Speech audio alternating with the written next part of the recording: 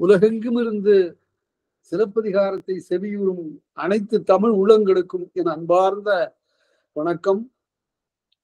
இன்றைக்கு நான் சென்ற வகுப்புல பார்க்கும்போது நான் சொன்னேன், சில இசை கூறுகள் மிக நுணுக்கமாக அறிவதற்கு உரியன என்று.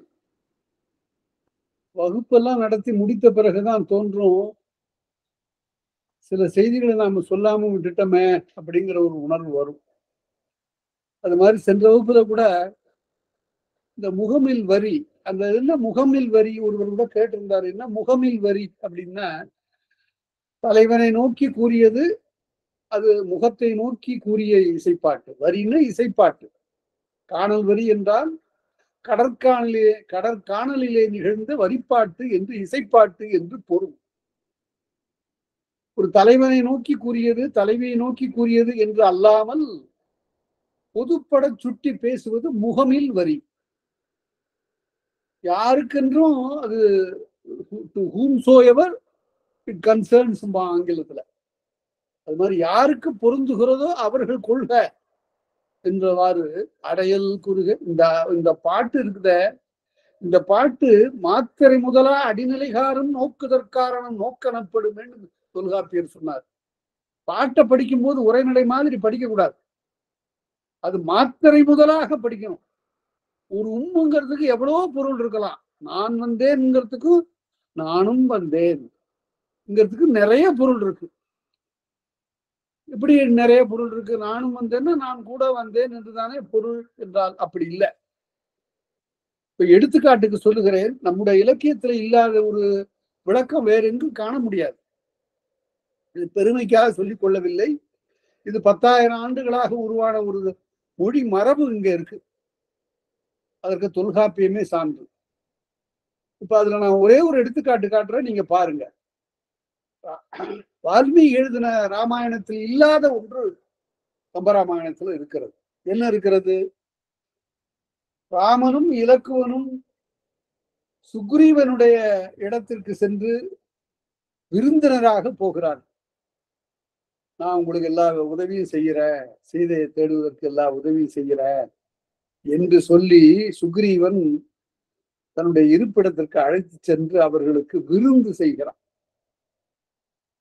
அங்கிருந்து இலைகளை பரப்பி அதுல கொண்டு வந்து உணவு வைக்கின்ற போது ராமன் பார்க்கிறான், இந்த விருந்தோம்புதல் என்ற அறம் மகளிர் செய்ய வேண்டியது, ஆடவர் துணையாக நிற்க வேண்டியது.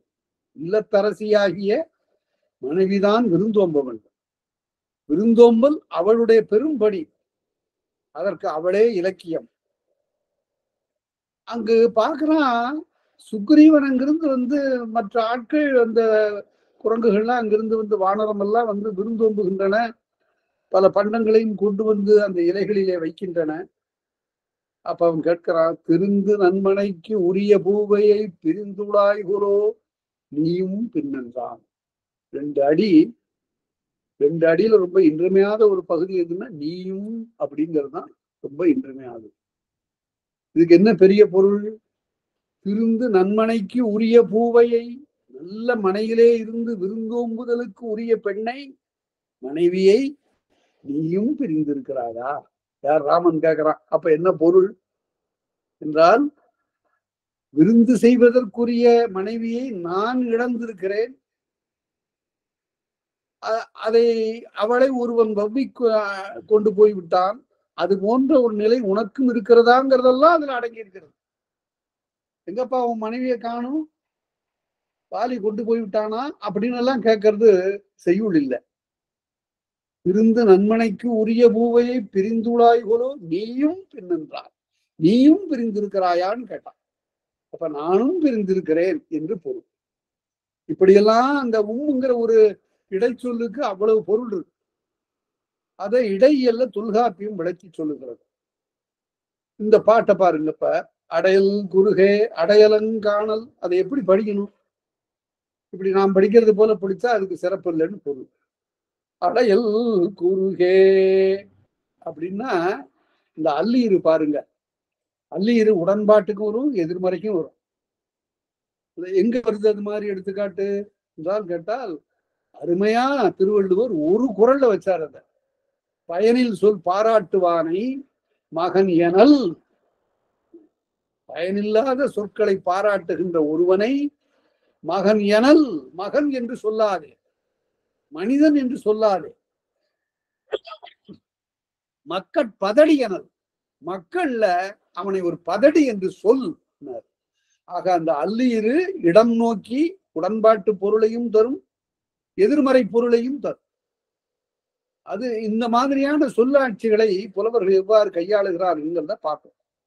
அடையல் குறுகே, அந்த எதிர்மறை வராதே, குறுகே இந்த காணல் பக்கம் வராத சொல்றதுக்கு இவ யாரு அப்படின்னா அந்த வரியிலே அந்த அடியிலே பொருள் இருக்கு. அடையல் எம் காணல், எம்முடைய காணலை, எனக்கே உரிய காணலுக்கு நீ வராத. இவளுக்கு பட்டா போட்டு கொடுத்தாச்சு. இந்த காணல் கடற்காணல் முழுமையும் இவளுக்கு தான். ஏன் சொல்றா? என்னுடைய கணவனிடத்து காதலனிடத்து நான் என்னுடைய நிலைமையை போய் சொல்லாத குறுகு நீ இந்த கரைக்கு வரக்கூடாது போ. அடையல் எம் காணல்.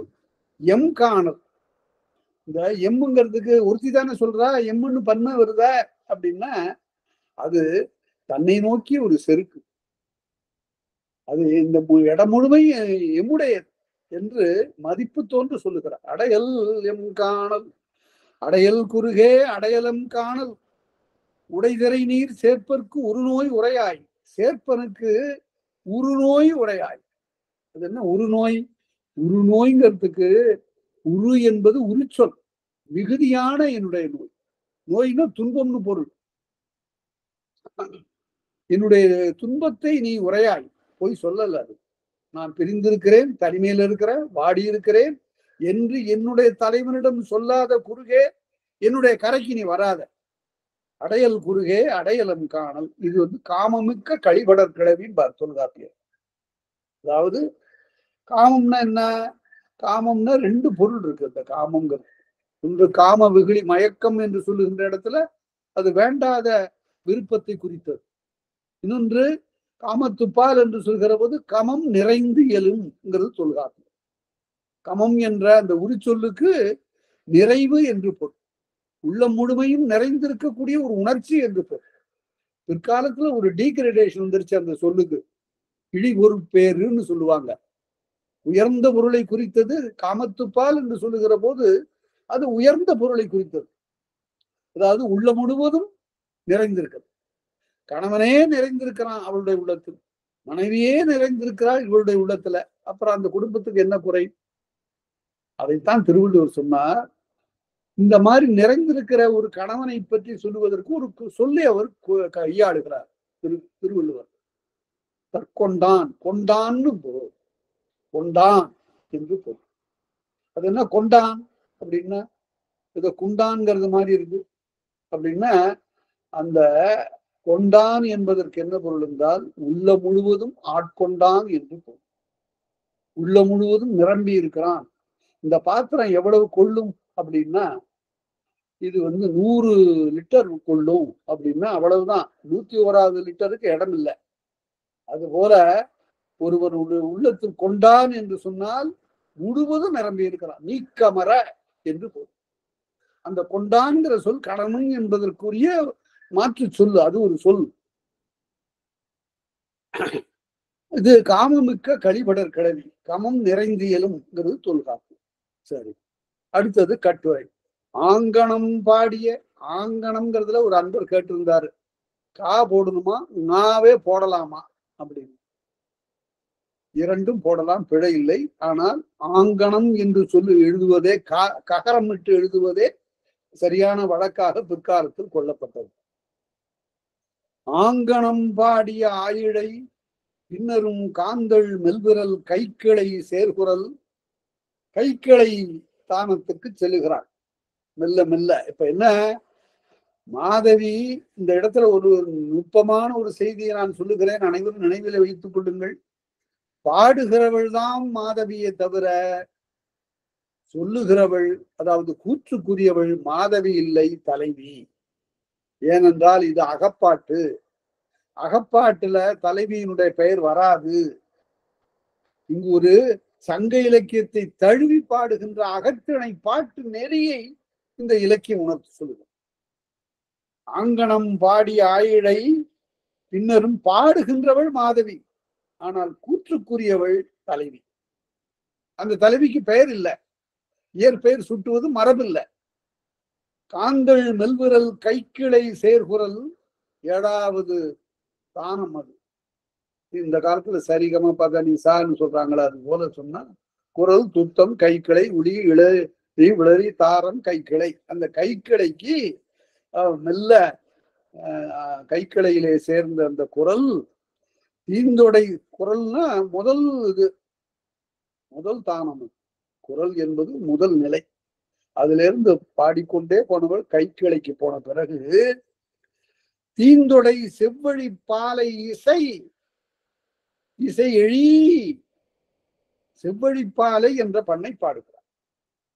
முதல் 5 இசை பண்கள்ல இந்த செவ்வழிப்பாலை ஒரு பாலை. ஒரு பாலைனால் 12 பொருள். அது எங்க இருந்து வந்தது? பால்னா பகுதின்னு பொருள். இசையின் ஒரு பகுதி பாலை பண். அந்த பாலை என்பது இங்க செவ்வழிப்பாலை. இதுவரையில செவ்வழிப்பாலையில பாடிக்கொண்டிருந்தார். என்ன, மாலை நெருங்க நெருங்க இந்த செவ்வழிப்பாலை முடிகிறது. அதற்கு பிறகு மாலை பொழுதுல என்ன வரும்? இப்ப வருத்தமா இருக்கிற தலைவி, தன்னுடைய கணவனை பிரிந்து கடற்கரையில் நிற்கின்ற ஒரு தலைவி. ராயபுரம்னு வச்சுங்க, சென்னையில ராயபுரம் கடற்கரையில ஒருத்தி மாலையில 6 மணிக்கு மாலை மங்கி வருகின்ற காலத்துல கட்டுமரத்துல போன கணவனை காணோமே, இன்னும் வரவில்லையே என்று காத்திருக்கிறார். இப்ப அவ செவ்வழிப்பாலையிலிருந்து நம்பிக்கை கொஞ்சம் குன்றி இன்னும் காணோமே, இன்னும் வர காணேனேன்னு ஒரு பாட்டு இருக்கு. அது போல ரொம்ப தொலைதூரம் கடல்ல போனவனை காணவில்லையே, நான் என்ன செய்வது என்று வருத்தத்தோடு சொல்லுகிற போது ரொம்ப அருமையா அந்த கடற்கரை இதுல பார்த்தீங்கன்னா கன்னியாகுமரி நாகப்பட்டினம் கடற்கரைகள்ல ஒரு பாட்டு கேக்குது. என்ன பாட்டு? வருவன் கொல்லோ. அப்படியே கூட்டமா இருந்து பெண்கள் பாடுறது மாதிரி ஒரு பாட்டு. அது தனியா ஒரு பெண் பாடுறா. வருவன் கொல்லோ வயங்கு பெருங்கடல் ஓதம் பறந்து நிற்கவே அப்படின்னு வருவன் கொல்லோன்னு சொல்லணும். ஏன்னா இத திரும்ப திரும்ப சொல்றேன்னா நாட்டுப்புற பாட்டுல இருக்குது. வருவன் கொல்லோ, கொல்லுன்னு ஐயம், கொல்லே ஐயம் நான் தொல்காப்பியர். வருவானோ அப்படின்னு வந்து விடுவான்ல, வருவன் கொல்லோ என்று. அப்ப அதுக்கு சொல்ற அப்ப உடனே அடுத்தபடி சொல்றா, வருவன் கொல்லோன்னு கேட்டவ உடனே அந்த நாட்டுப்புற பாட்டுல வந்துடுவன்கிறா. வருவான், கண்டிப்பா வருவான். அது ஏன் வந்துடுவான்? வருவதென்றோ நம் ஊழ்னா, அவன் வருவதுதானே நம்முடைய தலைவிதி என்று அவளை நம்பிக்கையா பேசுறா. இது எதற்காக சொல்லுகிறேன்னா, திரைப்பட பாட்டுல என்ன செஞ்சுட்டாங்கன்னா, வந்தாலும் வருவாண்டின்னு எழுதணும். அப்படி எழுதக்கூடாது. அவன் நாட்டுப்புற பாட்டுல வருவன் வருவன் வந்துடுவன் அப்படின்னு சொல்லுகிற அந்த நம்பிக்கை தலைவி. இங்க வந்துடுவன் வந்துடுவன் வலியதென்றோ நம் ஊழ், நம்முடைய ஊழ் வலியதாயிற்றே என்று சொல்லக்கூடிய நிலையை பார்க்கிறோம். ஆங்கணம் பாடிய ஆயிழை பின்னரும் காந்தள் மெல்விரல் கைக்கிளை. காந்தள் மலர் போன்ற இந்த காந்தள் மலரை போய் பாருங்க. அது பந்தாடு மகளிரின் கை போல இருக்கும்னா அதை விட சிறந்த ஓமே கிடையாது. பந்தை அப்படி தூக்கி விட்டெறிஞ்சிட்டு அந்த பந்திற்காக கை ஏந்தி நிற்பது போல அந்த விரல் விரிந்து அந்த பந்தை வாங்கி கொள்ளுகிற வகையில் இருக்கும். அது போல 5 இதழாக பிரிந்து நிற்கும் இந்த காந்தள் என்ற மலர். இந்த காந்தள் மெல்விரல் கைக்கிளை சேர்குரல் தீந்தொடை செவ்வழி பாலை இசை எழி. செவ்வழிப்பாலையை எழுப்பி அதற்கு பிறகு வாங்கினிற் பாடியோர் பண்ணு பெயர்த்தாள். இந்த பண்ணு பெயர்த்தாள்ங்கிறது 2000 ஆண்டுகளுக்கு முன்ன எந்த மொழியிலையும் கிடையாது. ஒரு மொழியிலிருந்து அடுத்த ஒரு பண்ணிலிருந்து அடுத்த பண்ணுக்கு போறா. ஏன் போறா? பொழுது மாறுகிறது, பொழுதுக்கு ஏற்ப பாடுது. மாலை மங்கி வருகிறது, இரவு பொழுது உள்ளே நுழைகிறது. அதற்கு ஏற்றவாறு இந்த பண் மாறுகிறது. என்ன பண்ணு இப்ப மாறுது? செவ்வழிப்பாலை பாடிக்கொண்டிருந்தவள் இப்போது விளரிப்பாலைக்கு வருகிறார். விளரி என்பது நெய்தல் நிலத்துக்குரிய பண். அது மாலை காலத்திற்குரிய பண். மாலை மங்கி வருகின்ற அந்த நேரத்திற்குரிய பண். இரக்க குறிப்புடையது. இன்னும் வரவில்லையே என்ற அந்த இரக்கத்தை தெளிய சொல்லுவதுதான் அந்த விளரிப்பாலை. செவ்வழிப்பாலை பாடிய பிறகு விளரிப்பாலைக்கு வந்து விட்டாள். இப்ப நுழையர் விளரி முடிதரும் தீம்பாலை. முடி என்றால் சொல்லு என்று பொருள். இங்க நுழையர் என்றால் நெய்தல் நிலத்து தலைவருக்கு தொழிலின் காரணமாக வந்த பெயர். நுழையர் விளரி நொடி தரும் தீம்பாலை. தீம்பாலைங்கிறது தீம்னு பிரியும். தீவிய இனிமையான அந்த நொடி தரும் தீம்பாலை இழி கிளையிற்குள்ள இருத்தாயால் மாலை. இல்ல இழி அதனுடைய கிளைக்கு கிளை நரம்புக்கு செல்ல இருத்தாயால் மாலை. இருத்தாயால் வல்லினம் போட்டு பாருங்க. இருத்தாயால் தங்கி விட்டது மாலை. மாலை தொலைய மாட்டேங்குது, வந்து நிக்குது இன்னமும். எனக்கு துன்பத்தை தந்த மாலை. இருத்தாயால் மாலை. இருத்தல் அப்படின்னா தங்குதல்.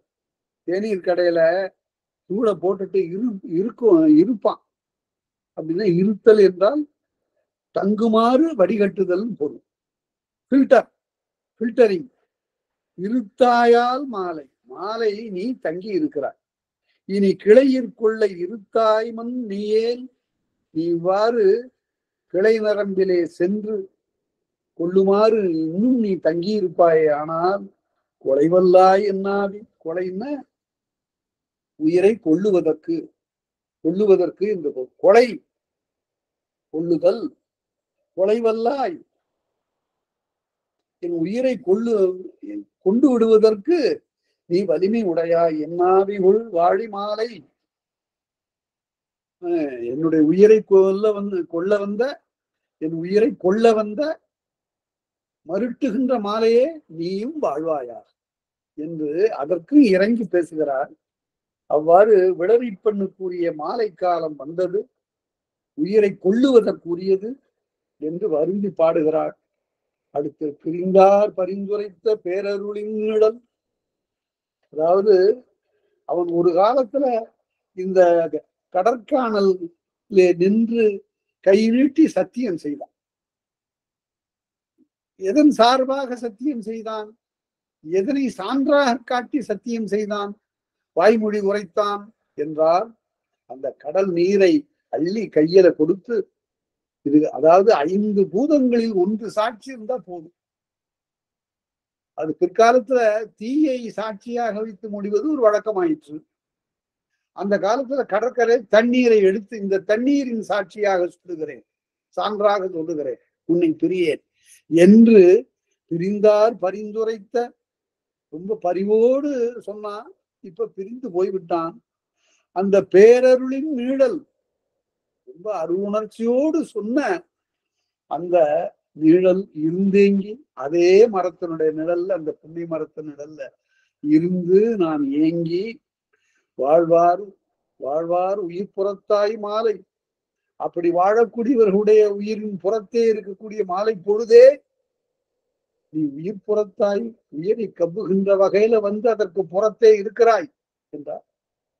உயிர் புறத்தாய் நீ ஆகில் உள்ளாற்றா வேந்தன். இது ஒரு அருமையான ஒரு இடம் இந்த இலக்கியத்துல. உள்ளாற்றா வேந்தன் இங்க அகப்பொருளுக்கு புறப்பொருள் ஓமையாக வருகிறது. எப்படி? வேந்தன் ஒருவன் கோட்டைக்குள்ளே கதவை அடைத்து கிடக்கிறான். வெளியே அவன் மீது ஒருவன் படையெடுத்து வந்து முற்றுகையிடுகிறான். இந்த முற்றுகையிடக்கூடியவன் தான் மாலை பொழுது. உள்ள தனித்து ரொம்ப வருத்தத்தோடு இருக்கக்கூடிய அரசன் தான் தலைவி. எய்யத்து வேந்தனோடு என்னாதி மாலை. வேந்தன் வெளியே ஒருத்தன் காத்துக்கிறான் பாருங்க, அவன் எப்போது வந்து தாக்குவான். இந்த மாலை வந்து தாக்குகிறது.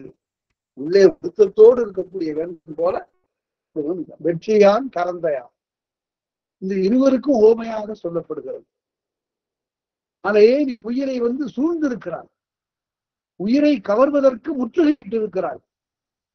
அப்படி இருக்கின்ற போது புறத்தானுக்கு நீ என்ன உறவுடை? அதுபோல நீ அருள் செய்வதற்காக வந்திருந்தானால் இப்படி முற்றுகையிட்டு வருத்த மாட்டாய் அல்லவா மாலையே என்று சொல்லு. பையுள் நோய், பையுள் வருத்தம், பையுள் நோய் கூற, கூற இடையின ரகரம் போட்டுருந்தா என்ன பொருள்? கூற என்றால் மிகுதியாக என்று. கூறுதல் என்பதற்கு தொல்காப்பியர் உள்ளது சிறத்தல், உள்ளது சிறத்தல். அதனால எவல்யூஷன்ங்கிறதுக்கு நல்ல தமிழ் சொல் கூடுதல் அறம் அப்படின்னு சொன்னாரு. சொன்னவர் யாரு? முதல்ல திருவி கல்யாண சுந்தரனார் சொன்னார். கூடுதல் அறம், எவல்யூஷன் கூடுதல் அறம், உள்ளது சிறத்தல். படிப்படியாக மெல்ல மெல்ல சிற்றுயிர் பேருயிராக வளரும். பையுள் நோய் கூற பகல் செய்வான். அதைத்தான் பிற்காலத்துல 18ஆம் நூற்றாண்டுல டார்வின் ஸ்பீஷீஸ் பெரிய ஆராய்ச்சி. அது எப்படி இருக்கு சொல்றாரு? உள்ள 2000 ஆண்டுகளுக்கு முன்பு உயிர் படிப்படியாக வளரும் தன்மையது, வேறு வேறு உடம்பை உள்ளக்கூடியது. ஒரு பள்ளி ஒரு முதலை ரெண்டுக்கும் உறவு இருக்கு அப்படிங்கிற கருத்தை சொன்ன இயற்கையை பிற்காலத்துல டார்வின் தான் பார்க்க. பகல் செய்வான் போய்வீழ, பற்பொழுதை செய்கின்ற பகவன் போய்வீழ, வையமோ கண்டிப்ப. வையம்னு என்ன? உலகம். உலகமே கண்ணு மூடிடுச்சு. உலகம்ங்கிறது இந்த ஆகுபெயர்.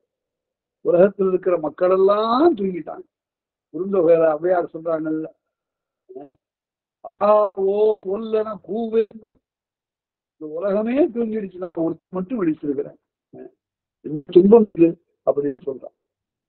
வையமோ கண்புதைத்த வந்தாய் மருள் காலமே நல்கூர்ந்தது, நல்கூர்ந்தது நல்குறவு என்றெல்லாம் வருவது வறுமைக்கு ஒரு பெயர். அது என்ன பொருள் என்றால், வறுமை கூட கொடியது என்று சொல்வது தமிழுக்கு இயல்பில்லை. அது நல்கூர்ந்தது, நன்மை மிகுந்தது என்று பொருள். இந்த வறுமை காலத்திலும் கூட செம்மையாக வாழ்தலை குறித்தது, பண்பு குன்றாமையை குறித்தது. அதனால நல்கூர்ந்தது. ஞாலமே நல்கூர்ந்தது, ஞாலமே வறுமைப்பட்டது. மணந்தாரவர் பிரிந்தேன் நான் என்று இருக்குமே, ஆனால் இந்த உலகமே பாழாயிற்று என்று சொல்லக்கூடியதாக பையுள் துன்பம். தீத்துழை வந்தை செல்லல் மருண்மாலை, அந்த துழையின பரப்பி, துழைன்னு சொல்ல மாட்டார், துழையின்னு படிக்க கூடாது. தீத்துழை, தீத்துழாவி பரப்பி, தீயை பரப்பி வருகின்ற மாலை. அத மாலை பொழுதை தீயாகவும் தென்றலை புலியாகவும் சொல்லுவது பிரிந்தாருடைய மரபு. தீத்துழை வந்தை செல்லல், செல்லல் என்றால் துன்பம் என்று பொருள். செல்லல் அல்லீரங்க துன்பத்தை குறிப்பதாக எதிர்மறை பொருள் வருகிறது. செல்லல் பெயர் சொல். செங்குட்டுவன் செல்லல் நீங்கன்னு பின்னாலையும் சொல்ல போறார் இளங்கோவடிகள். செங்குட்டுவனுடைய துன்பம் நீங்குமாறு இளங்கோவடிகள் துன்பம் கொண்டார் என்பது பின்னால வரந்தருகாதையில சொல்லப்படுகிற செய்தி. இவ்வாறு செல்லல் நீங்க வந்த செல்லல் மருள் மாலை, துன்பத்தை தருகின்ற மருட்டுகின்ற மாலை. தூக்காது துணிந்த, இந்த தூக்காது என்பதற்கு பொருள் விளங்க வேண்டும் என்றால், தூக்குதல் என்பதற்கு பொருள் விளங்க வேண்டும் என்றால், முன்னால ஒரு சிறிய சொல்லை சேர்க்கணும். சீர்ங்கிறத சேர்த்தீங்கன்னு சரியா போச்சு. சீர்தூக்குதல் என்றால் ஒரு பொருளை ஆராய்தல், அதனுடைய மதிப்பு என்ன என்று காணுதல் என்று பொருள். சீர்தூக்குதல். தூக்காது துணிந்த, ஆராய்ச்சி இல்லாம. அதனால செய்யுள்னா தூக்குமா, ஆராய்ச்சிக்குரியதுன்னு பொருள். அது உரைநடை இல்லை. தூக்காது துணிந்த இத்துயரஞ்சு கிளவியால், ஆராய்ச்சி இல்லாம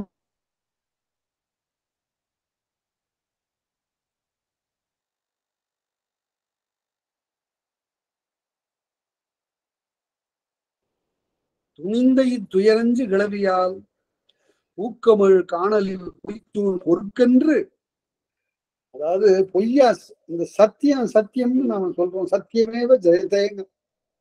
ஒண்ணும் இல்ல, தமிழ்ல அருமையாக சிறிய சொல்லுது.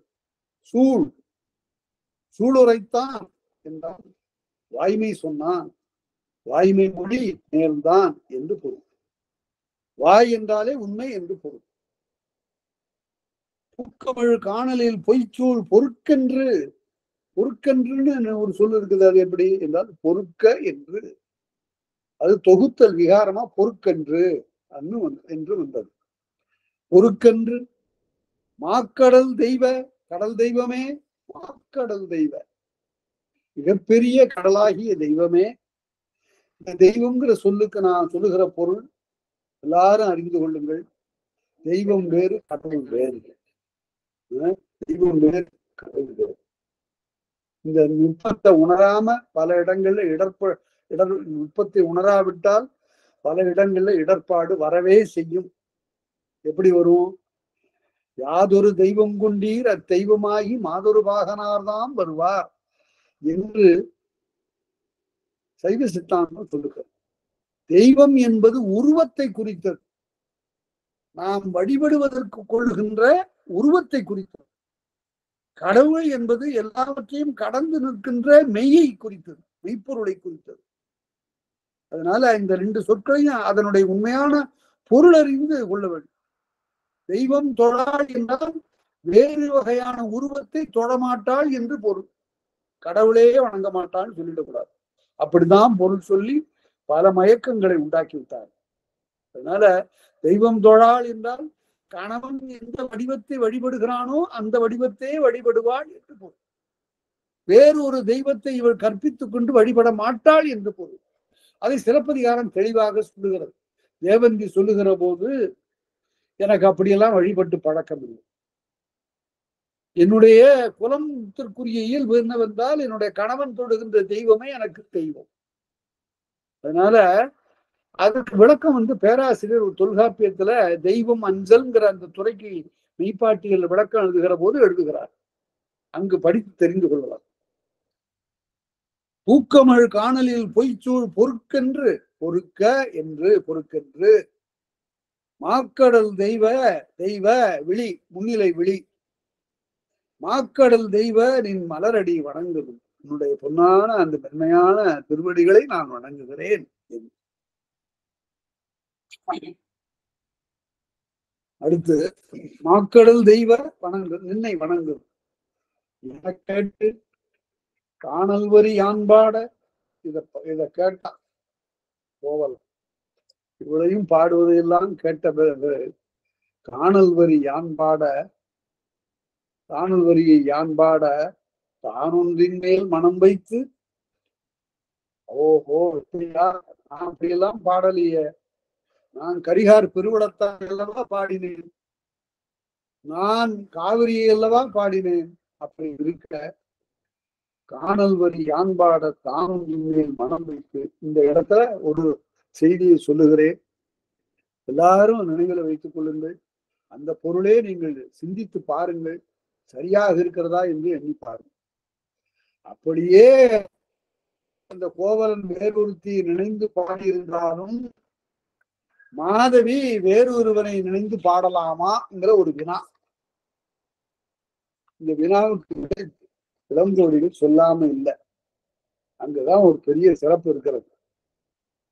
கோவலன் வேறொருத்தி நினைந்து பாடியதாக மாதவி ஐயப்பட்டாள்.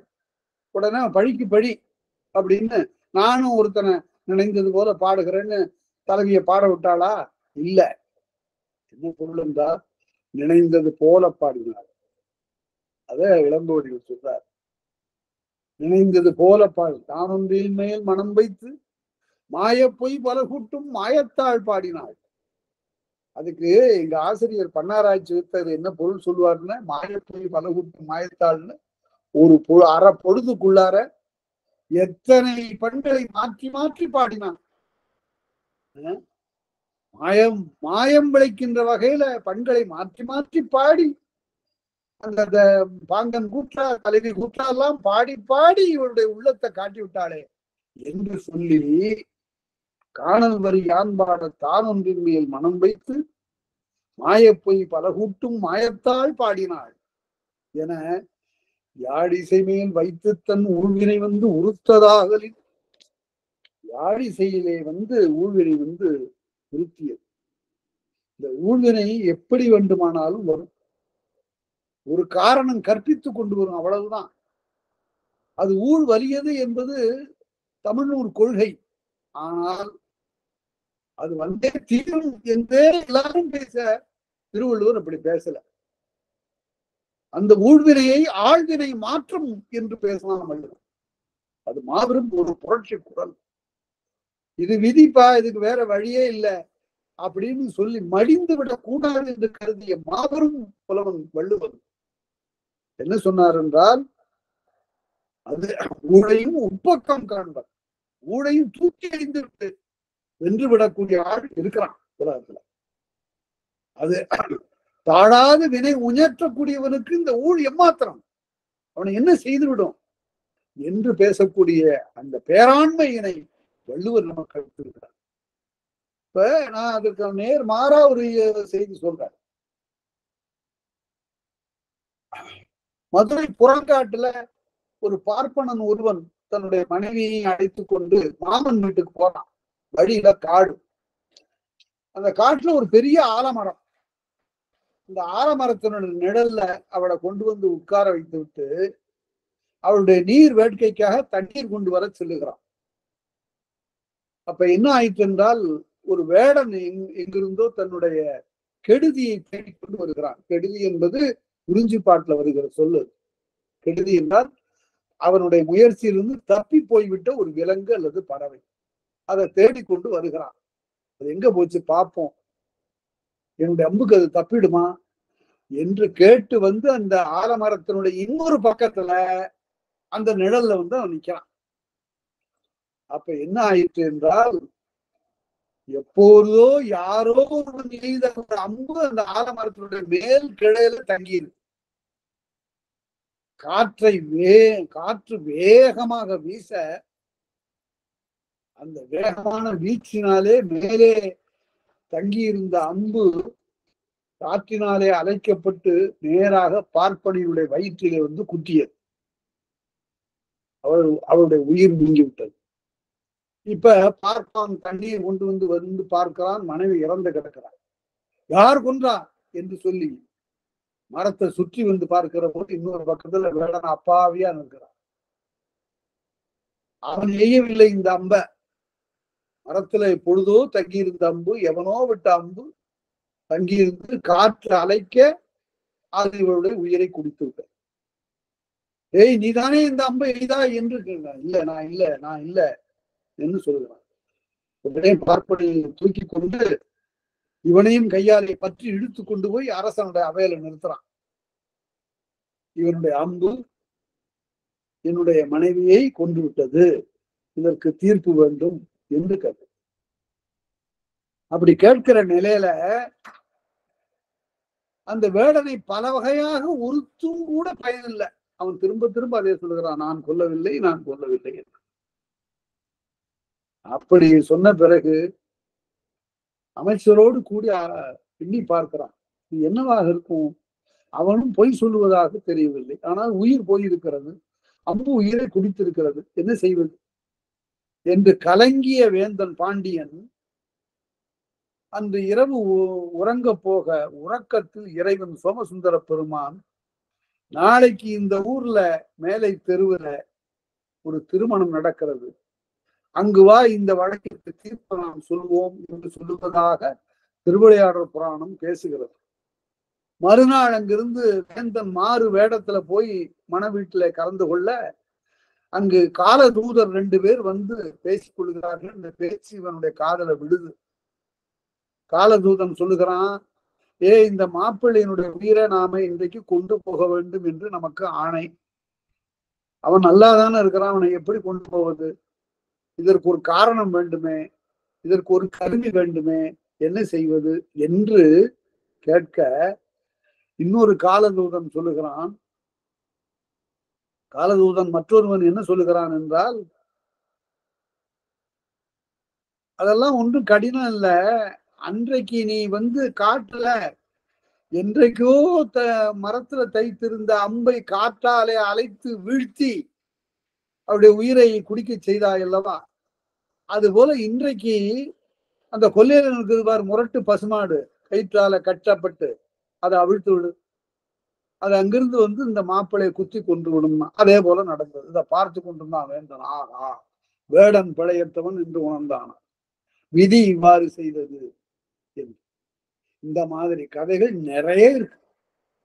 இவையெல்லாம் தொல்காப்பியத்தில் இல்லை என்பது ஒரு மெய்மை. அங்கு அறிவு நிலை நின்று செய்த ஆராய்ச்சி தான் காணப்படும். அதாவது அவரவர் செய்த வினையை அவரவர் துய்க்காமல் போக முடியாது என்பது கருத்து.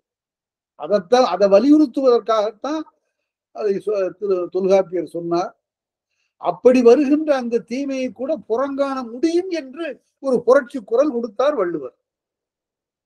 காணல் வரி யான்பாட தானொன்றின் மேல் மனம் வைத்து மாயப்பொய் கொல கூட்டும் மாயத்தாள் பாடினாள் என யாழிசை மேல் வைத்து தன் ஊழ்வினை உறுத்ததாகலின்.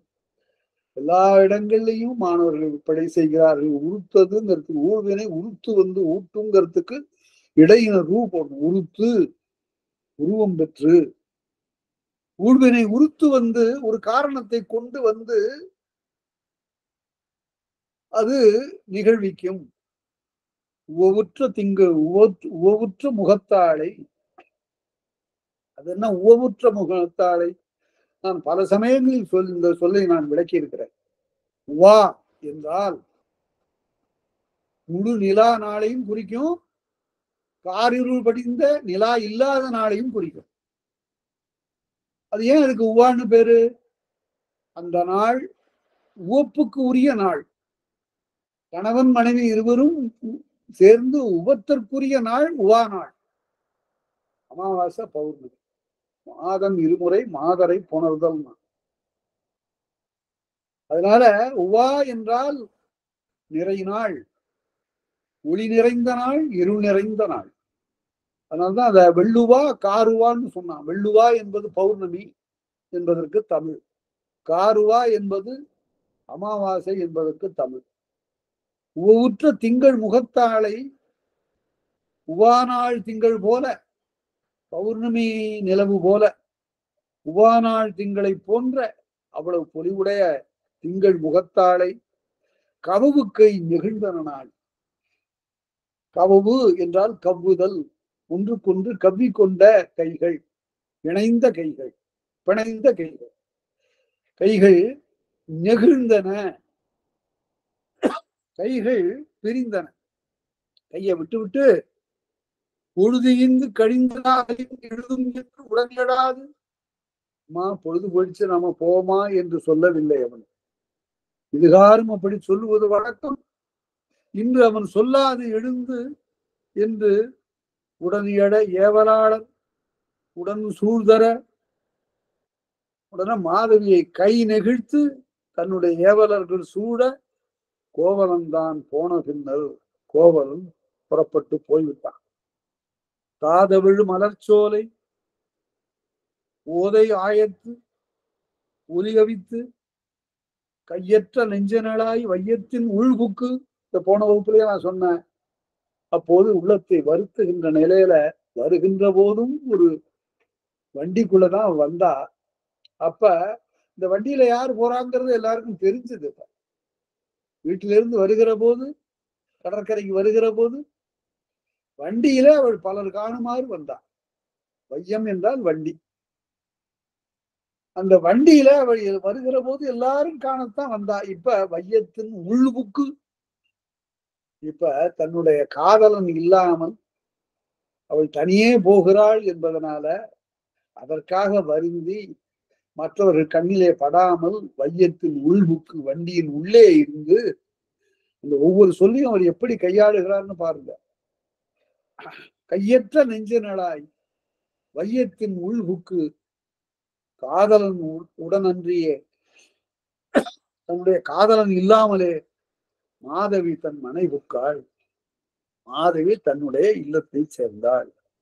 அங்கு மாயிரு ஞாலத்து அரசு தலைவனுக்கும் சூழி யானை, சூழின முகப்படாம், யானைக்கு முன்னால ஒழுகின்ற அருவி போல மணியாலும் முத்தாலும் செய்யப்பட்ட ஒரு அணிகலம் தொங்க விடப்படும். அதுக்கு பேர் முகப்படாம் என்று பெயர். படாம் என்றால் போர்வை என்று பொருள், இங்கே மூடியிருப்பது என்று பொருள். மடத்தகை மாமையில் பணிக்கும் என்றருளி படாம் இந்த கடா நல்லிசை கடா யானை கடிமான் பேகம்பா. படாம்னா போர்வை. இங்க முகத்தை மறைப்பதோர் அணி. சூடு யானை சுடர்வாட் செம்பியன், வாளை உடைய சோழ அரசன் மாலை வெண்குடை கவிப்ப, மாலை நேரத்து அவருடைய வெண்கொற்ற குடையானது கவிக்க ஆடிமால் வரை அகவையாயினம். சக்கரவாள மலைன்னு எழுதுவார் பழைய உரையாசிரியர். அகன்ற பெரிய மலையை உள்ளடக்கிய அந்த பெரிய நிலத்தினுடைய அரசன் ஆழ்க என்று இந்த மாலை முடிந்தது. அரச வாழ்த்தோடு தான் முடியும். இன்றைக்கு அரசனை ஒவ்வொரு காதையிலையும் அரசனை வாழ்த்தி முடித்தல் என்பது ஒரு மரபு. அந்த நிலையில இவ்வாறு மரபு பற்றி சொல்லப்பட்டது. இவ்வாறாக காணல் வரி முடிந்தது. காணல் வரி முடிந்த நிலையில் ஒரு கதையின் திருப்பம் ஏற்பட்டு விட்டது. ஆனா கோவலன் இனி மாதவியின் இல்லம் புகுவதில்லை என்று வந்தானா, மாதவி இனிமேல் அவன் வாரான் என்று நினைந்தாளா என்றால் இரண்டும் இல்லை. அதுதான் கதையில மிக இன்றியமையாத நிகழ்ச்சி. அதாவது மாதவி என்ன நினைந்தாள் என்றால், மாலை வாராராயினும் காலை காண்போம்னு சொல்ல போறான். இந்த மாலை பொழுதுல அவன் வராவிட்டாலும் கூட நாளை காலையில வந்துருவான். அதுதான் அவனுடைய இயற்கை. அப்ப அப்படிப்பட்ட நிகழ்ச்சிகள் பல நடந்திருக்கின்றன என்று பொருள். மாலை வாராராயும் காலை காண்போம்னு சொல்ல போறான். அதே போல இவன் கண்ணகி நாடி செல்லுகிறான். இப்படி பல சமயத்துல மாதவியோடு ஊடல் நிகழ்த்தி போவது உண்டு. அப்படி போகின்ற காலத்து கண்ணகி மிகவும் உகந்து வரவேற்பாள். அன்றைக்கு அவன் செல்லுகிற போது ரொம்ப துன்புற்ற முகத்திறனாக போகவும், இந்த துன்பத்திற்கு என்ன காரணம் என்பது போல் அவள் கவலையோடு அவன் பார்க்க, அவன் என்ன சொல்லுகிறான்? குலந்தரு வான்பொருள் குன்றம் தொலைந்த இளம்பாடு நானுத்தர், எல்லாத்தையும் இழந்துட்டனே, எல்லா செல்வமும் போயிடுச்சே, நான் இனிமே என்ன செய்யறது அப்படின்னு அவன் புலம்பினான். உடனே இதுதான் இதற்கு அவ்வளவு பெரிய வருத்தம், இது சிலம்பு எல்லாம் போயிடுச்சு, ஆனா காலில் போட்டிருக்கிற சிலம்பு இருக்குல்ல, 2 சிலம்புகள் இருக்கின்றன அல்லவா? சிலம்பு உள உலகுன்னு சொல்லல, உள. அப்ப 2 சிலம்புகள் இருக்கின்றன அல்லவா அப்படின்னு சொல்றாள். இப்படி பல முறை அவள் ஆறுதல் சொல்லி சொல்லி செல்கிறாள். இவன் இப்படி பொருள் இல்லையே என்று ஒரு முறை நெய்ந்தான் அல்லன், பல முறை நெய்ந்திருக்கிறான். அது எப்படி தெரியுது? இப்ப சிலம்புல நிக்கிறதுல இருந்து தெரியுது. ஒவ்வொரு நகையா இப்படிதான் போச்சு. எதற்காக? மாதவிக்கு கொடுக்கவா? இல்ல, செம்பொன் மாதிரி செங்கை பொழி, அதுதான் அவனுடைய இயல்பு. யாரா இருந்தாலும் எல்லாருக்கும் வாரி வாரி கொடுக்கிறவன். அவனுடைய கை கொடுத்து கொண்டே இருக்கின்ற கை. அதுக்கு பணம் வேணும், பொருள் வேணும். இவனும் வாணிகத்திலையும் போகல, கலையில ஈடுபட்டு அதிலேயே பொழுது போக்கி கொண்டிருக்கிறான். அதனால இவ்வளவு செய்திகளையும் உள்ளடக்கியது. இந்த நிலையில சிலர் சிலப்பதிகாரத்திற்கு எழுதுகிற விளக்கம் எழுதுகிற போது கட்டுரையில எழுதியிருக்கிறார், அவன் உறவை முறித்து கொண்டு வந்து விட்டான், அவளும் இனிமே கோவலன் வரமாட்டான் துணிந்து விட்டான்னு எல்லாம் எழுதுறாங்க. அப்படி இல்லைங்கிறதுக்கு எடுத்துக்காட்டுகள் சிலப்பதிகாரத்திலேயே இருக்கின்றன. அடுத்தது வேனிற்காதை என்று வருகிற போது, வேனில் என்ற சொல் இங்கு முதுவேனிலை புரியாது, இளவேனிலை குறிக்கும். எது பொருளிலே சிறந்ததோ அதைத்தான் அடைமொழி, இல்லாவிட்டா எடுத்துக்கொள்ள வேண்டும். அதுக்கு ஏதாவது எடுத்துக்காட்டு சொல்லணும்னு நீங்க கேட்கலாம். அடைமொழி கொடுக்காவிட்டால் சிறப்பா சிறப்பு இல்லையா சொல்லுங்க அப்படின்னு யாரும் கேட்டா என்ன சொல்றது? திரு போட்டா சிறப்பா இல்லையா? திரு போடாவிட்டால் சிறப்பு குறைவு தானே அப்படின்னு கேட்டா, திருக்கோவையாருக்கு உரை எழுதுகிற போது பேராசிரியர் பெருமகன் உரை எழுதுகிறார். 14ஆம் நூற்றாண்டுக்காரர், தொல்காப்பியத்துக்கு சில இயல்களுக்கு உரை எழுதியவர். இந்த இடத்துல என்ன உரை எழுதுறாருன்னு பாருங்க. திருக்கோயில், திருவாயில், திரு அலகு என்றெல்லாம் திரு திரு என்று சொல்லிக்கொண்டே வந்தவர்கள் கடைசியில நாயனாரை உள்ளே இருக்கிற கடவுளை திருநாயனார் என்று சொல்லாதது போல அடைமொழி இல்லாவிட்டால் மிக பெரும் சிறப்பு என்று கருதுகிறார். கடவுளுக்கு திருக்கடவுள்னு யாராவது சொல்றாங்களா? இல்ல. அது போல திருக்கோவையார்ல இந்த உரையில முதல் பாட்டு குறை எழுதுகிற போதே எழுதுவார். திருன்னா என்ன? கண்டாரால் விரும்பப்படும் தன்மை நோக்கமாகிய அழகுன்னு சொன்னார். கண்டாரால் விரும்பப்படும் தன்மை நோக்கமாகிய அழகு.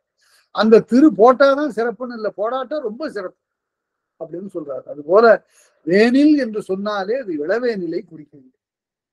இளவேனில் மெல்ல வருகிறது, பனிக்காலம் எல்லாம் போய் அதற்கு பிறகு இளவேனில் வருகிறது. இந்த இளவேனில் வந்து முடிந்த பிறகு வருவது முதுவேன். இடியோன் குன்றமும் தொடியோள் பவ்வமும். இடியோன் குன்றம் வடவேங்கடம், வடவேங்கடம் ஆயிடை தமிழ் கூறும் நல்லுலகம் என்றார் பாயிரத்து பணம்பாரனார். இடியோன் குன்றமும் தொடியோள் பவும், தொடியணிந்த குமரி, தொடியோள் பவ்வமும்.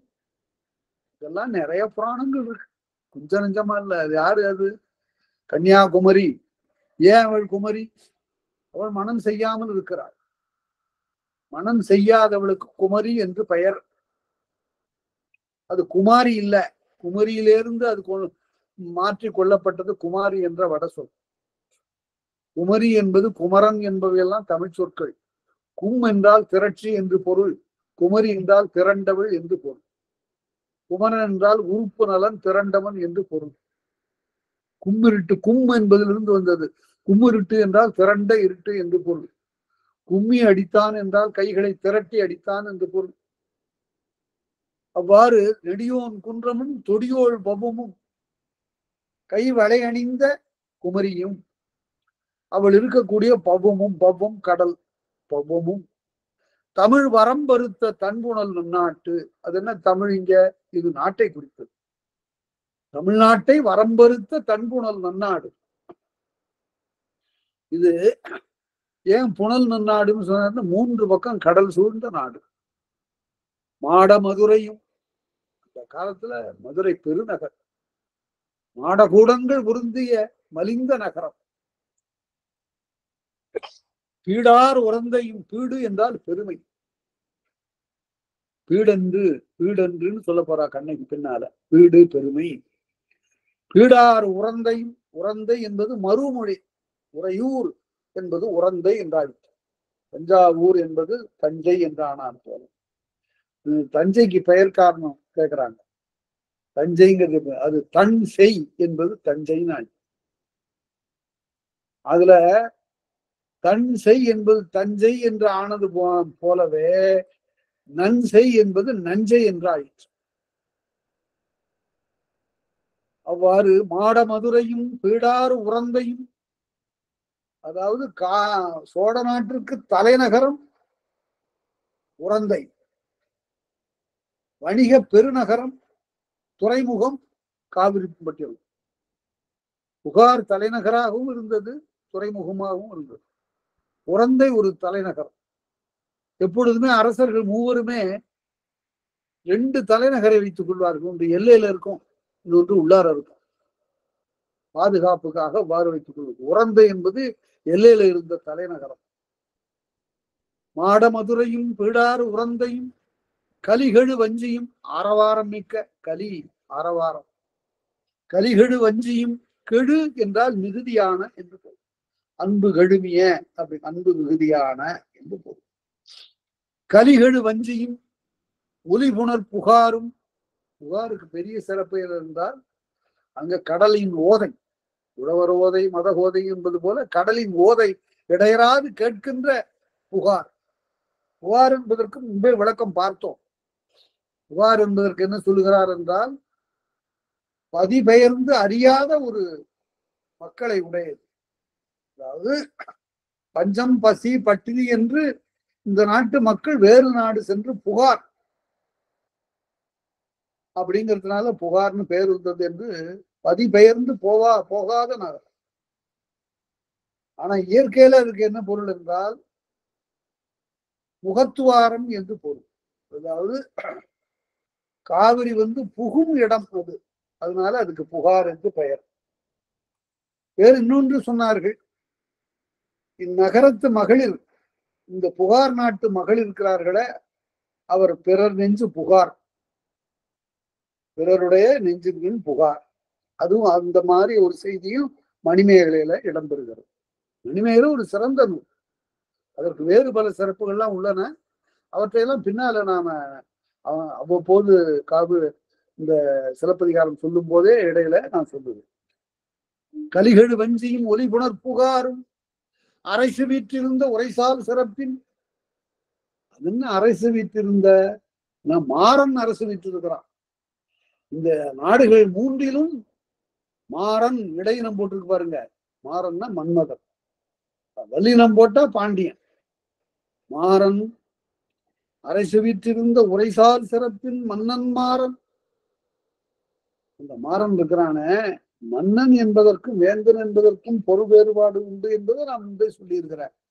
மன்னன் என்பான் இனக்குழு தலைவன், குறிப்பிட்ட பகுதிக்கு தலைவன், குறிப்பிட்ட மக்களுக்கு தலைவன், குறிப்பிட்ட படைக்கு தலைவன். இந்த இடத்துல படைக்கு தலைவன்.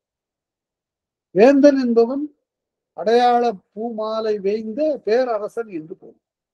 மன்னன் மாறன் மகிழ் துணையாகிய அவனுக்கு மகிழ்ச்சிக்குரிய துணையாக வருகின்ற இன்னில வேணி. வேனில் வந்ததுங்கிறத இப்படி சொல்றார். மாறனுக்கு துணையாகிய அவனுடைய தொழிலுக்கு துணையாக அமைந்த இன்னில வேனில் வந்தது வந்தனன் இவன் என. ஆகவே வந்துட்டாங்க. இன்னில வேனில் வந்தது வந்தா என்னென்ன செய்யும்? பிரிந்தவரை வருத்தும், சேர்ந்தவரை மகிழ்விக்கும். அப்படிப்பட்ட ஒரு நாடு வந்தது. அதனால ஒரு பெரு நாட்டினுடைய பெரும் பரப்பை சொல்லுகிற போது மாட மதுரை பீடார் உறந்து கலிகடு வஞ்சு ஒலிபுணர் புகார் என்று ஒரு பெரு நாட்டை சொன்னார். அதனால குமரி என்பது இங்க தென் எல்லை. இப்போ இருக்கிற கன்னியாகுமரி இது குறிக்கல. அது குமரியாறு, குமரி மலை என்ற அந்த குமரி ஆற்றை உடைய குமரி மலையை குறித்தது. இப்போது இருக்கக்கூடிய கன்னியாகுமரி கடல் விழுங்கிய பிறகு எஞ்சி நிற்பது. அதாவது வடவேங்கடம் தென்குமரி என்று சொல்லுகிற போது வாழும் குமரி முனை பாப்பானாரம் பாரதியார். வடக்கில் இமயமலை, தெற்கில் வாழும் குமரி முனைனாரு. இந்த வாழுங்கிறதுக்கு எங்க ஆசிரியர் பொருள் சொல்லுவாரு, கடல் கொண்டது போக இப்போது நம்முடைய கண்ணுக்கு புலனாக வாழ்கின்ற குமரின்னு சொல்லுவார். வாழும் குமரி முனைங்கிறதுக்கு பாரதியாருடைய பாட்டுக்கு அப்படி ஒரு சிறந்த ஒரு பொருளை சொல்லுவார். 700 காவதம் அந்த நாடு இருந்ததாக வரலாறு சொல்லுகிறார். 700 காவதம், 7 நாடு இருந்தது அங்க. 700 காவதம் இருந்த நிலையில 49 நாடுகள் இருந்தன என்று சொல்லுகிறார்கள். என்ன 49 நாடுகள்? 7 தங்க நாடு என்று 7 நாடு, 7 மதுரை நாடு என்று 7 நாடு, முன்பாலை நாடு, பின்பாலை நாடு, குன்ற நாடு, குணகாரை நாடு, குறும்பனை நாடு. இந்த 7 நாடுகள் 49 நாடுகள் இருந்த எல்லாம் கடல் கொண்டது. கடல் கொண்ட அந்த நிலத்திலே இருந்து வந்தவர்களுக்காக, பிழைத்து வந்தவர்களுக்காக வேறு நிலத்தை கொடுத்தவன் தான் நிலந்தரு திருவிப்பாண்டியன். அவன் தான் நிலம் கொடுத்தான். அதனால அத இளங்கோவடிகளுடைய உள்ளத்தை ரொம்ப வருத்தி இருக்கிறது. அது எழுதுகிற போது பகருடைய ஆற்றுடன் பன்மலை அடுக்கத்து குமரிக்கோடும் கொடுங்கடல் கொள்ள. என்னுடைய நாட்டை கவர்ந்த நாடு இந்த கடல், கொடுங்கடல். வேறு பல இடங்கள்ல கடலை பாராட்டி இனிய அடைமொழிகளை தொடுத்த இளங்கோவடிகள் இந்த இடத்துல கொடுங்கடல்னார். வளங்கள் பொதியில் மாமுனி பயந்த இளங்கால் தூதன் இசைத்தனநாதலின். அதாவது அகத்திய முனி இருக்கக்கூடிய பொதிய மலையிலிருந்து அந்த தென்றல் வருதாபடி வெள்ள இறங்கி வருது. அத கவிஞர் கண்ணதாசன் சொன்னாரு, தன்பொதியை விட்டு சரம் போல் எடுந்து வானில் தவழ்ந்து பெண் தனிமை விட்ட பெருமூச்சு போல் இறங்கி வந்துதான். தனிமையில் இருக்கிற பெண் விட்ட பெருமூச்சு கீழே இறங்கி வர்றது மாதிரி புதிய மலையிலிருந்து இறங்கி வருது அந்த தென்றல். வளங்கெழு பொதியில் மாமுனி பயந்த இளங்கால் தூதன் தென்றலாகிய தூதன் இசைத்தனநாதன் மகர வெல்கொடி மைந்தன் மகர கொடியை கொடியாக மகர மீனை கொடியாக கொண்டிருக்கக்கூடிய மன்மதன் சேனை புகரரு கோலம் கொள்ளும் என்பது போல் இப்போது அவனுடைய ஆட்சி நடக்க போகிறது. இளவேனில் காலத்துல மன்மதனுடைய ஆட்சி நடக்க போகிறது. புகரரு புகர்னு குற்றம், குற்றமில்லாத கோலம் கொள்ளுவது போல என்பது போல கொடிமிடை சோலை குயிலோன் என்னும் படைவுள் படுவோன் பனிமொழி கூற. ஒரு எக்காலம் ஊதுது. இப்ப அரசன் வருகிற போது எக்காலம் ஊதுவது போல குயில் என்ற எக்காலம் இதோ எங்க அரசன் மன்மதன் வருகிறான் என்று அந்த குயில் ஊதுகிறது. இளவேனில் காலத்தினுடைய நல்ல அடையாளம் இந்த குயில். படைவுள் படுவோன், படைவுள் படுவோன்னு சிறுவன் பொருள். படை உரையாசிரியர் தான் அது எழுதாரு. சிறுவன் படைவுள் படுவோன். இன்னும் கொஞ்சம் நான் விளக்கி சொல்லலாம் உங்களுக்கு. படுவோன் என்றால் சிறு பயல் என்று பொருள், சின்னஞ்சிறுவன். அதனால்தான் அந்த படுவோங்கிற சொல்ல இருந்து வந்ததுதான் படுவாங்கிறான் திட்டுறான். அது தமிழ் சொல்லுது. படுவான்னா படுவோன் சிறுவன் என்று பொருள், சின்ன பயல அப்படின்னு திட்டுறது. படைவுள் படுவோன் படிமொழி கூற, அவன் படித்த மொழியை சொல்ல, நான் வர்றேன் சொல்லு எல்லாருக்கும் அப்படின்னு நான் மன்மதன்.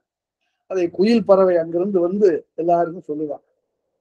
இந்த குயில் சொல்லுகிறது. இந்த குயில் சொல்லுகிற குயில் என்னவாக இருக்கும் அப்படின்னு கேட்டா, அது ஆண் குயில். ஆண் குயிலு தான் கூவும், பெண் குயில் கூவாது.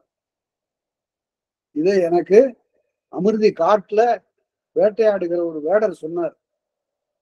இந்த பெண் குயில் கூவவே கூவாதுங்க, அதுக்கு குரலே கிடையாது, ஆண் குயிலுக்கு தான் குரல் உண்டு. ஆனா அப்படின்னு சொன்ன பிறகுதான் இலக்கியத்துல மாத்தி தான் பாடி இருக்கிறாங்க. அந்த பெடே திரவியமே பேரின்ப பாட்டுடையாய் பிழை உனக்கு எய்தியதேன் பேசா என கேட்டேங்கிறார் பாரதியார் குயில் பாட்டுல. அங்க பெண் குயில் பாடதான் சொல்றாரு. அது இலக்கிய வழக்கு.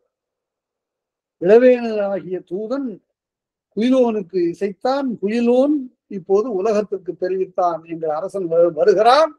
எல்லாரும் எக்காலத்தை ஊதுகிறது குயில். அதுதான் எட்டயபுரத்து அரசர் வருகிறார். எக்காலம் ஊதி கொண்டு வருகிறாரா எட்டயபுரத்து வீதியில. சின்னஞ்சிறிய ஊர், அதுல ஒரு சின்னஞ்சிறிய அரசன். அவன் வருவதற்கு படாத பாடு உரிய பேரரசன், உலகத்திற்கே உரிய தலைவன் வருவது மாதிரி இருக்கு. அப்படி எக்காலம் ஊதின உடனே தன் வீட்டு திண்ணையில காலை தொங்க போட்டு உட்கார்ந்து இருக்கிற பாரதி என்ன சொல்கிறான்னா, இது அறியாமையின் எக்காலம் நான் இங்கிலீஷ்ல சொன்னான். அதாவது அறியாமையின் எக்காலம், இக்னரன்ஸ். இக்னரன்ஸ் ஒரு ட்ரம்பட். அறியாமையின் எக்காலத்தை ஊதி கொண்டு வருகிறான். இங்கே குயில் எக்காலமாக ஒலிக்கிறது, மன்மதன் வருகிறான் என்று. இல்ல, இந்த கால் தூதன் அறிவர் இளங்கோடிகள், இளங்கால் தூதன் சொன்னார். இளவேனில் காற்றை இளங்கால் தூதன். அத சீவ சிந்தாமணியில ஓட்டன்கிறார். அது ஒரு புதிய சொல்லாட்சி, வேற எங்கேயும் பார்க்கல. ஓட்டம்னா இளவேனிலுக்கு ஓட்டம்னு பேரு. 458வது பாட்டுல சிவ சிந்தாமணியில ஓட்டம்னா எல்லாரையும் ஓட்டுறான், விரட்டுறானா மன்மதன் இளங்க அந்த இளவேனிலை கொண்டு. அதனால ஓட்டம்னார். இவ்வாறாக இளவேனில் வந்து உள்ளே புகுந்தது. எங்க வந்து புகுந்தது?